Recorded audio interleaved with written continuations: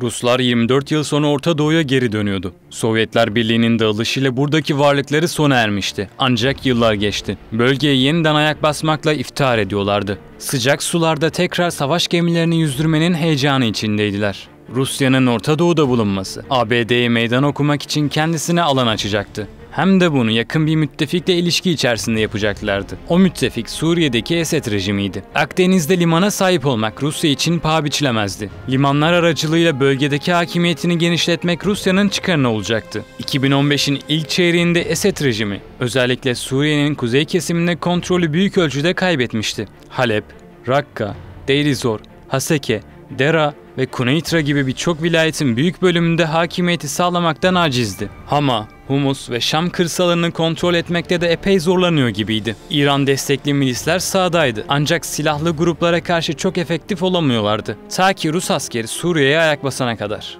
Beşar Esed rejimini kurtarmak için Putin'in Rusya'sını ülkeye davet etmişti. Moskova da bu daveti kabul etti. Rejimi kurtarmak amacıyla 30 Eylül 2015 tarihinde binlerce askerini Suriye'ye gönderdi. Buna savaş uçakları ve gemileri de dahildi tabi. Moskova'nın müdahale kararı almasında ABD tarafından öldürülen İran Devrim Muhafızları Kudüs Gücü Komutanı General Kasım Süleymani oldukça etkiliydi. Rusya'nın Suriye yatırımında onu ikna edenin yalnızca Süleymani olmadığını hatırlatmakta fayda var. Bu işten bölgesel ve küresel çıkarları elde edebilmek Kremlin'in işine geliyordu. Çünkü hemen bir yıl öncesinde Rusya Karadeniz'de çok kritik bir adım atmıştı ve Ukrayna toprağı Kırım'ı işgal ederek kendisine ilhak ettiğini açıklamıştı. Kırım neden önemli? Çünkü Kırım Karadeniz jeopolitiğinde oldukça değerli bir öneme sahip, konuma sahip. Bilindiği gibi Sovyetler Birliği döneminde Sovyetler Birliği'nin Karadeniz donanmasının ev sahipliği yapan bölge Kırım'da bulunan Sivastopol şehriydi. Sovyet donanması Sivastopol üzerinden neredeyse tüm Akdeniz'e etki edebilme imkanına sahip olabiliyordu. Tabii bunun ikinci bir ayağı da, yani bu Sivastopol'u aslında tamamlayan ikinci bir ayak da Suriye'de bulunan Tartus limanıydı. Akdeniz'deki en büyük Sovyetler Birliği'ne ait donanma üssü Tartus'taydı. Yani bugün Suriye'de bulunan Tartus şehrindeki limandı. O dönemki Rusya'nın üstün askeri gücü sahadaki dinamikleri hızla değiştirmeye yetti. Terör örgütleriyle mücadele adı altında bir askeri operasyon başlatılmıştı. Bilhassa Rusların sağladığı hava desteği Esed rejimi kontrolündeki toprakların genişlemesini sağlıyordu. Muhaliflerin kontrolü altında bulunan bölgelere yapılan hava saldırıları sivilleri oldukça derinden etkiliyordu. Bu saldırılarda yüzlerce Suriyeli sivil hayatını kaybetmişti. Bir yılın sonunda Rus ordusu Esed ve İran muhalifleri Doğu Halep'te kuşatma altına almıştı. Muhalifler artık İdlib'de sıkıştırılmışlardı. Rusya rejime bu kadar destek çıkarken karşılığında ne alıyordu? Aslında birçok şey. Şimdi bunları sıralayalım. Suriye'de bulunduğu süre zarfında askeri olarak faydalandığı durumlar vardı. Örneğin Rus ordusu sahadaydı. Deneyim elde ediyordu. İstihbarat çalışmaları tıkır tıkır işliyordu. Diğer taraftan Rus üretimi silahlarında test edilmesini sağlıyordu Suriye sahası. Bu, Moskova'nın iki açıdan işine yaradı. Birincisi, kendi silahlarını gelecekte nasıl kullanabileceğini ölçtü. Dönemin Savunma Bakanı Sergey Shoigu da bunu doğruluyordu. Açıklamasına göre Rus askeri personel Suriye'de 320 tip silah test etmişti. İkincisi ise silah satışı konusu. Müşterilerine kanıtlama noktasında epey yararlı oldu. Silah satışları, Rusya'nın Orta Doğu'dan Afrika'ya kadar jeopolitik nüfuzunu güçlendirmesini sağlıyor. Rus silah devi Rostek'in icra kurulu başkanı Sergey Chemozov'a göre Rusya, Orta Doğu ülkelerinden 2018'de 55, 2019'da ise 51,5 milyar dolar değerinde silah siparişi aldı. Dünyada en çok silah satan ülkeler sıralamasına bir göz atarsak, zirvede ABD öne çıkıyor. Onu Fransa, Rusya, Çin ve Almanya takip ediyor. Rusya'nın Suriye ile olan ilişkilerinin Sovyetler dönemine dayandığından bahsetmiştik. 1971'de Tartus limanında donanma üssü inşa edildi. Üs Soğuk Savaş sırasında kullanıldı. Amaç bölgede ABD'nin etkisine karşı bir denge oluşturmaktı. Sovyetlerin dağılmasıyla 2015'teki Suriye müdahalesine kadar atıl durumda kaldı. Fakat işler yıllar içerisinde değişti. Rus gemileri artık Akdeniz sularındaydı. Deniz aşırı tek üslerine dönüş yapabilmişlerdi. Rusya, nükleer gemiler de dahil olmak üzere 11 kadar gemiyi Tartus donanma üssünde bulundurabilir. Sovyetler dönemine benzer şekilde ABD'nin Orta Doğu denizlerinde karşısına çıkmak için burayı kullanacaktı. Kendi sınırlarının ötesinde faaliyet göstermekle diğer ülkelere gözdağı veriyordu. Bu da küresel rekabette Rusya'ya alan açıyordu. Akdeniz'de bir donanma varlığına sahip olmak Moskova'nın bölgesel nüfuzunu güçlendirmesine yarayacaktı. Ayrıca Suriye'deki güçlerine yardımcı olması açısından lojistik destek, ikmal ve bakım ihtiyaçlarını giderecekti. Üs ayrıca Esed rejiminin hayatta kalmasını sağlıyordu. Daha da genişletirsek, Orta Doğu'da önemli bir müttefike sahip olmak Rusya için oldukça önemliydi. Yine 2015'te savaş uçaklarına ev sahipliği yapacak Hmeymim hava üssü Laskiye'de inşa edildi. Tartus'un 50 kilometre kuzeyinde ve Basil-Esed havaalanının hemen bitişinde yer alıyor. O dönem Moskova ile rejim arasında yapılan anlaşmaya göre hava üssü 49 yıllığına Rusya'ya kiralandı. Il-76 gibi büyük askeri kargo uçakları buraya teçhizat indirip götürüyordu. Buradan kalkan Rus savaş uçakları Suriye'de muhalif silahlı grupların kontrolündeki bölgelere hava saldırıları yürütüyordu. Hmeymim'in varlığı Rusya'nın bölgedeki nüfuzunu artırıyordu. Hava üssü Rusya'nın Suriye ve komşu ülkelerdeki faaliyetleri izlemesini de sağlıyordu. Böylece istihbarat toplayabiliyordu. Öte yandan her iki üs de Rusya'nın Afrika'daki güvenlik operasyonlarını ve varlığını desteklemek için kullanılıyordu. Daha öncesinde Sovyetler Birliği döneminde bu hava üssünün varlığı yoktu. 2015'ten sonra kuruldu ki bu aslında Rusya için önemli bir kazanım anlamına da geliyordu. Çünkü hem Orta Doğu'ya hem de Doğu Akdeniz'e hakim bir hava üssünü elde etmiş olacaktı. Bu çerçevede 2015 sonrasında Hmeymim hava üssünün de Rusya tarafından kurulmuş olması, Rusya'nın belki de yüzyıllardır hayalini kurduğu o işte sıcak denizlere inme politikasının önemli bir ayağını 21. yüzyılda hayata geçirmesi imkanını doğurmuş oldu. Burada tabii ABD'nin büyük bir stratejik boşluğunun ve eylemsizliğinin de bunda etkili olduğunu kayda geçirmemiz gerekiyor. Özellikle Barack Obama'nın Esed rejiminin Suriye'deki halka yönelik işlediği suçlara karşı o kırmızı çizgi politikasını hayata geçirmemesi ve Rusya'nın Suriye'ye müdahale etmesine sadece seyirci kalması Moskova açısından önemli stratejik avantajları da beraberinde getirdi. Libya, Orta Afrika Cumhuriyeti, Mali ve Sudan'daki Rus paralı askerleri desteklemek için de bir merkezdi bu üsler. İkmal malzemeleri Hmeymim'deki kargo uçakları aracılığıyla Afrika'ya aktarılıyordu.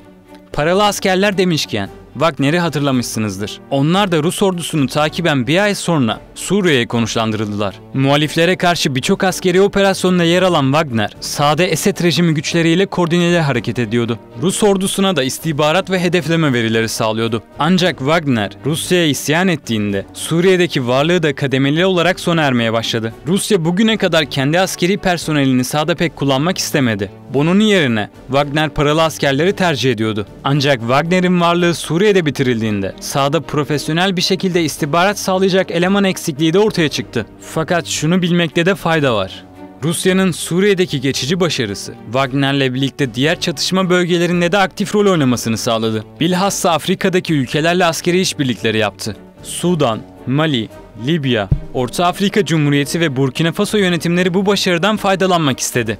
Eski sömürgecilerden yüz çeviren Afrika ülkeleri Rusya'yı bir alternatif olarak görüyordu. Rusya da Wagner birliklerini Afrika'da silahlı örgütlere karşı savaştırmaya başlamıştı. Wagner yalnızca askeri olarak değil, enformasyon ve kültürel anlamda da Rusya'nın ileri karakolu olarak bu kıtada görev alıyordu. Fransa ve batılı ülkelerin Afrika'daki imajını kötüleyen Wagner, Rusya'nın güvenilir bir ortak olduğunu vurgulamaya çalışıyordu. Rusya'nın başarısı yalnızca Afrika ile sınırlı değildi. Suriye'deki mevcudiyeti sayesinde diğer Orta Doğu ülkeleriyle de ilişkilerini geliştiriyordu. Tartus'ta ve Hmeymim'de kurduğu üsler üzerinden şimdi Rusya'nın Afrika politikasındaki ilerlemeye baktığımız zaman Suriye'nin bir dönüm noktası olduğunu görüyoruz. Suriye'de bu üsleri elde ettikten hemen sonra Rusya'nın Afrika üzerinde de önemli faaliyetleri bulundu. Özellikle bu işte meşhur Wagner paralı özel askeri birlik üzerinden Afrika'daki faaliyetlerini yoğunlaştırdığını ve bugün işte birçok Afrika ülkesinde gördüğümüz o Rus bayraklarının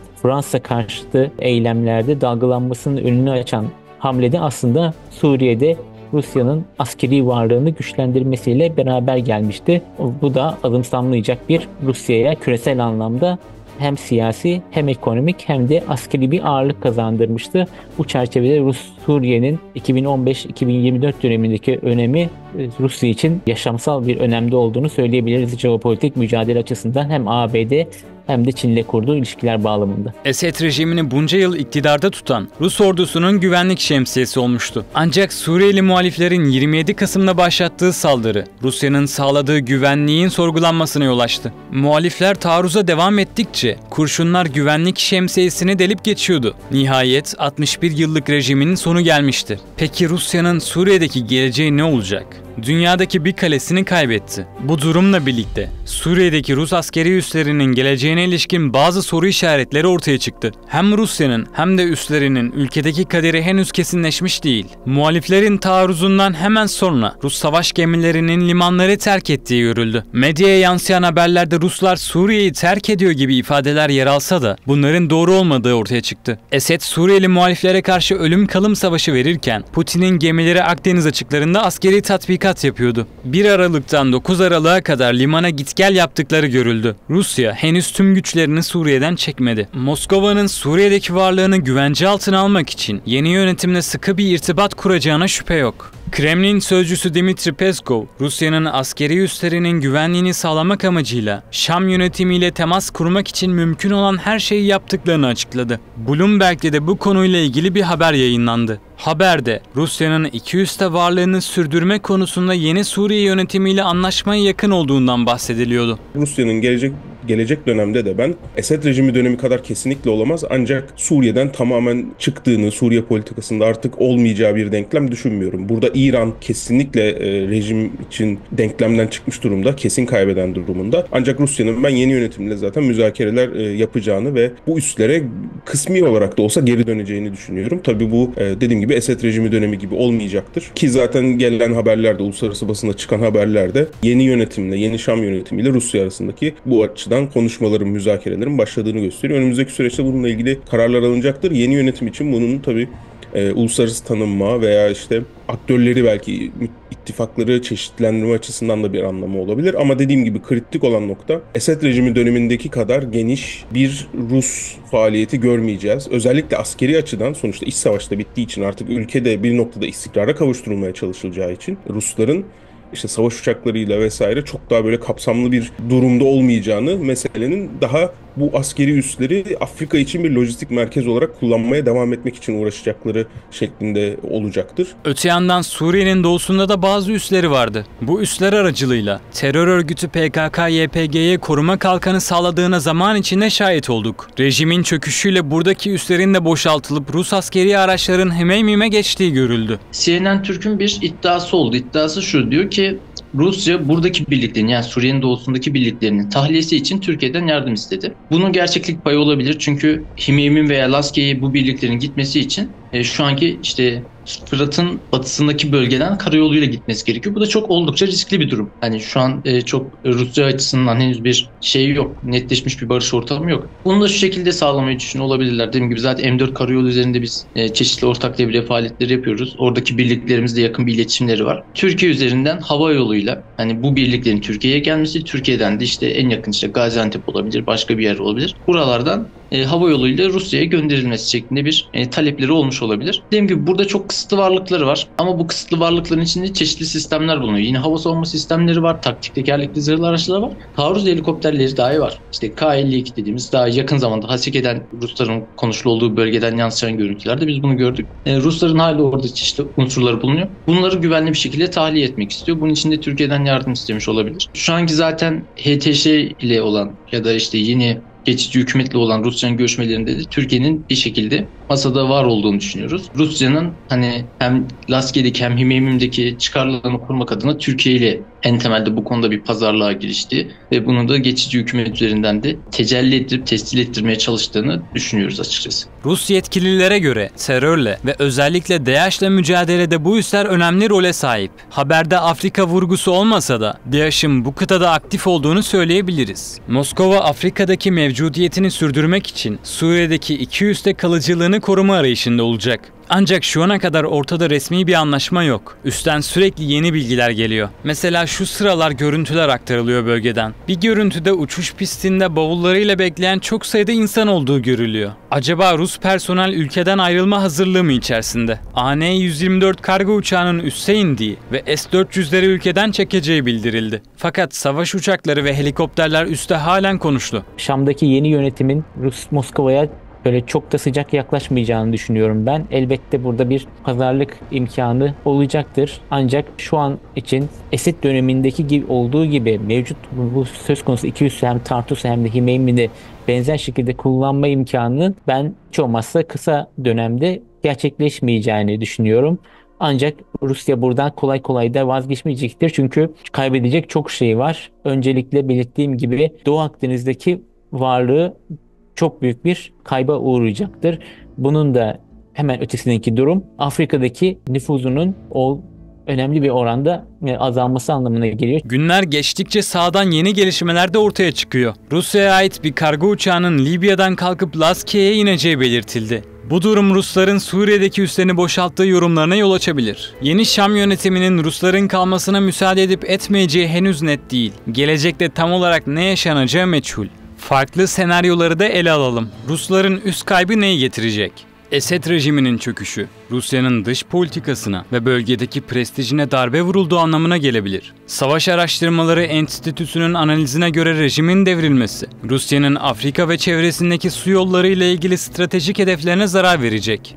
Bu hedefler Akdeniz ve Kızıldeniz'de güç gösterisi yapmanın yanı sıra NATO'nun güney kanadını tehdit etmek olarak tanımlanabilir. Rusya, Libya ve Sahel bölgesinde faaliyet göstermek istiyorsa Akdeniz ve Kızıldeniz'e erişimini güvence altına almalı. Ancak bu faaliyetler şu an için büyük ölçüde Rusya'nın Tartus'ta bulunan donanma üssündeki varlığını korumasına bağlı. Öte yandan Rusya, 2022'de Ukrayna'yı işgal etmeden önce Tartus'taki varlığını artırmıştı. Böylece NATO'dan gelebilecek tehditleri caydırabilecekti. Üslere erişimi olmazsa Rusya'nın Afrika'daki müttefiklerine askeri desteğinin yanı sıra tahıl ihracı da zorlaşabilir. Tartus'u kalıcı olarak kaybederse bunun Moskova için bazı sonuçları olacaktır.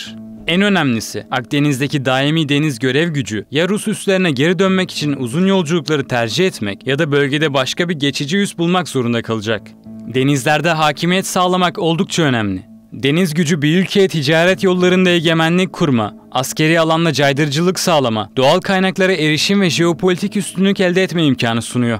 Örnek olarak ABD donanmasını dünyanın dört bir yanına konuşlandırarak küresel alanda askeri hakimiyetini sağlıyor. Rusya Tartus'u kaybetmesi durumunda bunlardan mahrum kalacak. Peki Rusya için alternatifler var mı? Türkiye, Rusya'nın Ukrayna'yı işgali sonrasında kıyıdaş ülkelere ve ilgili taraflara boğazlardan geçiş talep etmemeleri konusunda uyarıda bulunmuştu. Böylece yabancı ülkelerin savaş gemilerinin boğazdan geçişi durmuştu. Rusya da boğazları kullanamadı. O yüzden bu seçenek devre dışı. Öte yandan Rusya bir süredir Sudan'da donanma üssü kurmak istiyor. Eski Sudan Devlet Başkanı Ömer Beşir ve Putin, 2017'de 4 gemi kapasiteli bir Rus üssünün inşası konusunda anlaşmaya varmıştı. Bu yılın Mayıs ayında çıkan bir habere göre Sudan Ordusu Başkomutan Yardımcısı Yasir El-Atta, Sudan Ordusu Başkomutanı Abdülfettah Burhan'ın Rusya ile bir deniz üssü için anlaşmalar imzalayacağını açıkladı. Rusya'nın Sudan Ordusu'na silah ve mühimmat sağlama karşılığında Kızıldeniz'de bir ikmal noktası kurmak istediği belirtiliyor. Üs, Port Sudan'da kurulabilir.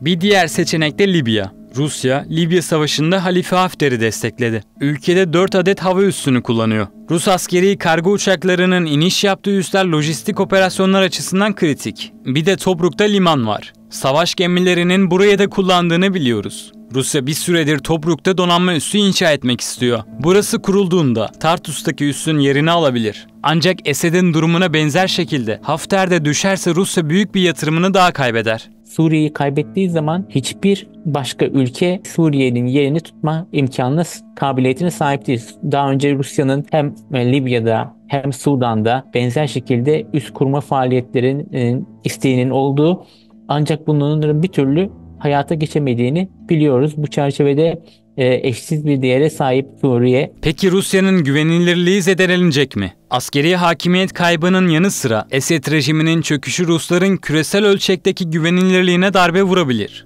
Rusya'nın rejimi 2015'te kurtarıp özellikle Afrika'daki ülke yönetimlerine güven verdiğinden bahsetmiştik. Ancak 2024'te Esed'in hamisi Rusya, Suriye rejiminin düşmesini önleyemedi. Şam'ın Suriye'nin halkının tarafından özgürleştirilmesi Rusya'nın hem Doğu Akdeniz politikasına hem de Afrika politikasına oldukça büyük bir darbe vurmuş durumda. Biraz önce belirttiğim gibi Esed döneminde hem Orta Doğu politikasına hem de geniş coğrafyaya nüfuz etme imkanı kazanmıştı Rusya. Şimdi bu imkan elinden kaçmış durumda ki bu imkan üzerinden Çin'le ilişkilerini de bir elini güçlendiren bir etken olarak sunabiliyordu.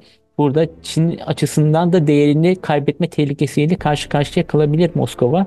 Böyle hem bölgesel hem de küresel anlamda bir açmazla şu an karşı karşıya kalmış durumda Moskova'da Putin yönetimi.